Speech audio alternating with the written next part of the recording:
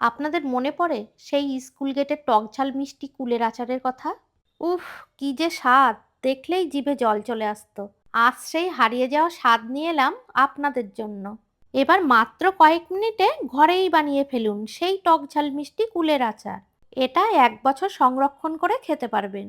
প্রথমে শুকনো কুলগুলো ভালো করে ধুয়ে একটু ফাটিয়ে নিয়েছি। এরপর কড়াইতে অল্প পরিমাণ সর্ষের তেল দিয়ে শুকনো লঙ্কা আর পাঁচফোড়ন দিয়ে দিলাম। এরপর কুলগুলো দিয়ে পরিমাণ মতন লবণ আর হলুদ দিয়ে 1 মিনিট মতন ভেজে নেব। ভাজাটা হয়ে গেলে মিষ্টির জন্য স্বাদ মতন গুড় আর সামান্য পরিমাণ জল আর স্বাদটা আরো বাড়ানোর জন্য কিছুটা তেঁতুল দিয়ে দেব। তেঁতুলটা দিলে আচারের স্বাদটা সব থেকে ভালো আসে। এদিকে আচারটা কিছুক্ষণ হতে হতে ধনে, জিরে, মৌরি, শুকনো লঙ্কা শুকনো খোলায় ভেজে গুঁড়ো করে নেব। এরপর সেই স্পেশাল ভাজা মশলা আর সামান্য পরিমাণে বিট লবণ মিশিয়ে দিলেই ব্যাস। তোমরা যদি এই আচারটা সারা বছর সংগ্রহ করতে চাও তাহলে এখানে 1 চামচ ভিনিগার দিতে পারো। আপনাদের কার কার এই আচার দেখলে সেই ছোটবেলার কথা মনে পড়ে? কমেন্টে কিন্তু অবশ্যই জানাবেন।